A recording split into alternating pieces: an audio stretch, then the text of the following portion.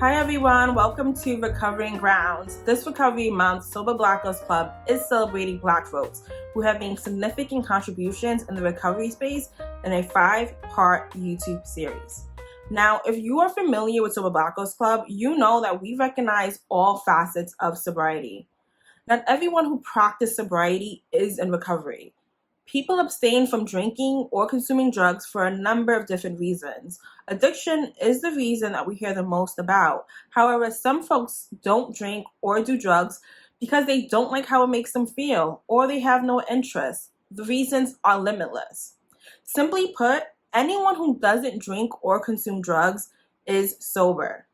Recovery, on the other hand, focuses more so about the underlying issues that has caused one to fall into addiction or to abuse and misuse alcohol and drugs. There are a number of different pathways one can take to recover. There's 12-step programs, therapy, rehab, outpatient programs, and holistic healing practices.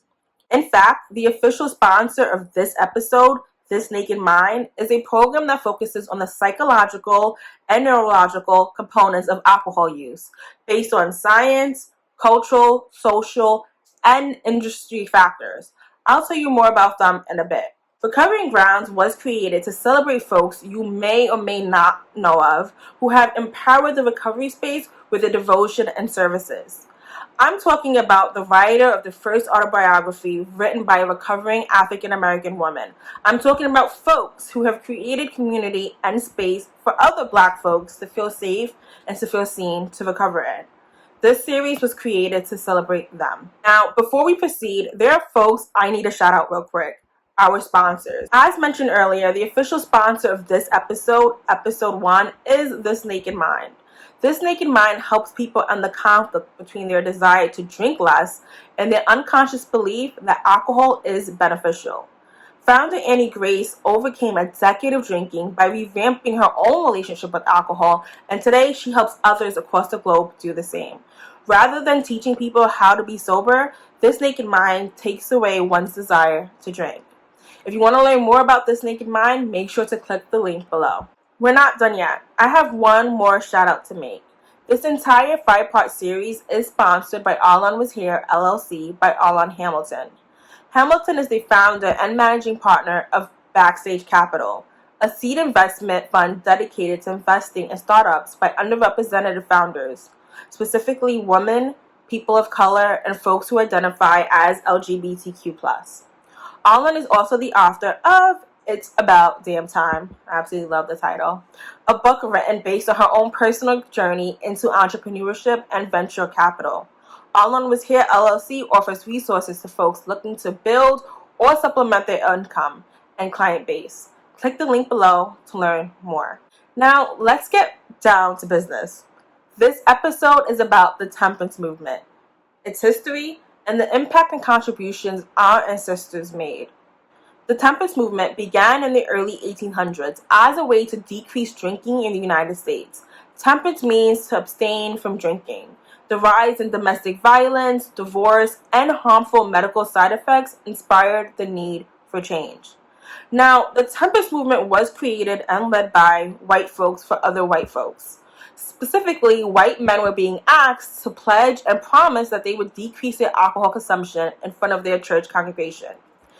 In March 1846, Frederick Douglass, abolitionist, delivered a speech where he talks about not being welcomed in the temperance movement due to the color of his skin, the impact alcohol addiction had on him, and how alcohol was intentionally used to control slaves. In the speech, Douglass says, in the southern states, masters induced their slaves to drink whiskey in order to keep them from devising ways and means by which to obtain their freedom. In order to make a man a slave, it is necessary to silence or drown his mind. It is not the flesh that objects to being bound, it is the spirit. It is not the mere animal part, it is the immortal mind which distinguishes man from the brute creation. To blind his affections, it is necessary to bedim and bedizzy his understanding. In no other way can this be so well accomplished as by using ardent spirits. On Saturday evening, it is custom of the slave owner to give his slave drink. And why?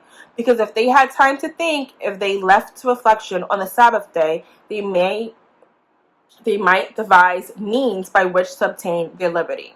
Now, I just read to you a very small snippet. You can find Douglas's entire speech on the World Wide Web. To sum it up for you, Douglas says that even though he wasn't invited into the temperance movement because he was black, alcohol had the same effect on him as it did white men. He further goes on to describe how black folks have been denied every basic human right and says that the solution is physical and mental freedom, which he believed could not be attained while drinking. Frederick Douglass isn't the only civil rights leader who advocated or endorsed temperance. There was Martin Delany, Sojourner Truth, Frances Ellen Watkins Harper, Ida B. Wells, W.E.B. Du Bois, Booker T. Washington, Maria Stewart, and Malcolm X.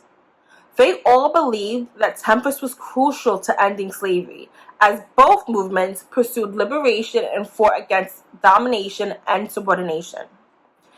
Because they were denied access in white majority organizations like the Sons of Temperance and the Washington Temperance Society, black folks created their own temperance communities in Boston, Hartford, New Haven, Brooklyn, Philadelphia, and Baltimore. These communities practiced temperance in their everyday lives. On August 1842, more than 1,000 black members of Philadelphia's Temperance Society celebrated British slave emancipation in the West Indies with a temperance parade. That's right, they celebrated and rejoiced without alcohol. There's so much we don't know about the role African Americans played in the temperance and prohibition movement. Another movement that led to a nationwide ban on the sale and import of alcoholic beverages from 1920 to 1933. Sobriety, recovery, temperance, abstinence, moderation is not a new concept to the black community. Our ancestors knew, despite being enslaved and discriminated against, that abstaining from alcohol and drugs would improve our quality of life. They had every reason to use alcohol and drugs as a coping mechanism. Being enslaved is an act of violence, and violence is traumatizing. And we know that trauma leads to addiction. It leads to the abuse and misuse of alcohol and drugs. Still, our ancestors were able to see the bigger picture. Now, let's be clear. There are so many people who came before us who unfortunately succumbed to addiction. They deserve acknowledgement too. Over the years, I have spoken to descendants of civil rights leaders and families of victims of police brutality who say that the trauma that their loved one endured was just too hard for them to bear. It makes sense. And I can't wait for their stories to be told too. Addiction should not be a moral feeling on the person who became addicted, but on the society that created the conditions which led to addiction. That's it for episode 1. I hope this episode resonated with you and that wherever you are in your sober journey, total abstinence, moderation, California sober, recovery, you feel empowered and loved because you are. I gotta give another shout out to our sponsors, This Naked Mind and All On Was Here LLC. Click the links in the bio below to learn more about them. As a reminder, we are totally self-supported. If you are able to, please consider donating to the club as we continue to provide connection, support, and empowerment to women and non-binary folks in sobriety. Bye for now, y'all.